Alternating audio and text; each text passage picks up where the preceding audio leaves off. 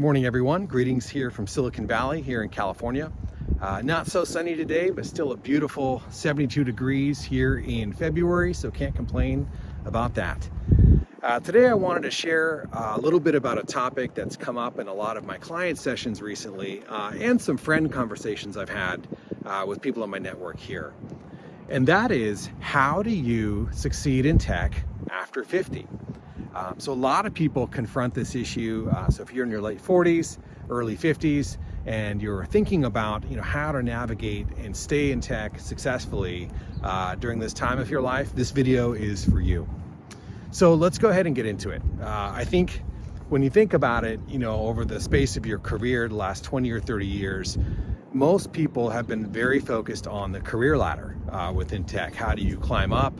How do you get that senior role? How do you get that manager role, senior manager, director, VP, going literally up the ladder? But the problem that a lot of people start to experience in their late 40s and early 50s is that there are fewer rungs at the top of that ladder. So it gets increasingly competitive to get one of the roles that remain for folks at that experience level. The other issue too is that even if you're lucky enough to get on that rung, staying on that rung is an entirely different thing.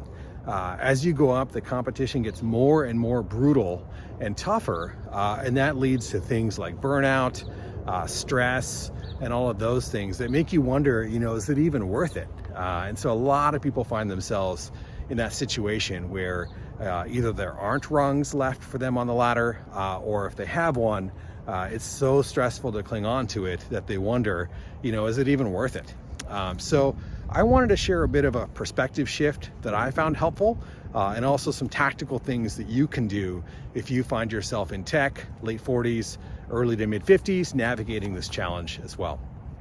So the first thing that I wanted to propose is, rather than think about it as a career ladder that requires you to always move up, get promoted, take a bigger role, I would encourage a new way of thinking, which is a career lattice.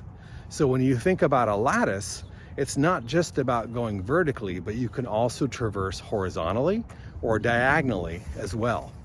So this lattice mindset, I think, is the key to not only surviving this period, but also thriving during this period as well.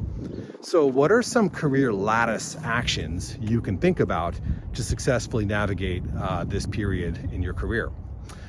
So some of these actions are, one, going very niche in a particular area. So this is one job security strategy I've seen work really well. So rather than be a broad generalist, pick one area that you think that you're good at and also is going to be useful in the next 4 to 5 years. Double down on that and really present yourself as the expert in that space. True expertise doesn't matter your age range. If you have that, that's valuable, and that can help to allow you to stay on the ladder a few more years successfully there. And talking about other moves, you might also consider things like consulting. This is something that works quite well. If you've developed a lot of expertise in your area, that's valuable. And so being able to do that for, starting with a few hours a month, maybe scaling that over time if you do well, that can be a very important source of career insurance that you can build over time. A lot of people make the mistake to do that when they've been hit by a layoff or something similar. My advice is to build that over time as an investment. Another one might be downshifting to go to a different type of work. So if your finances allow and you've planned for that, you can look at potentially shifting to a more mission-driven organization, maybe a smaller organization.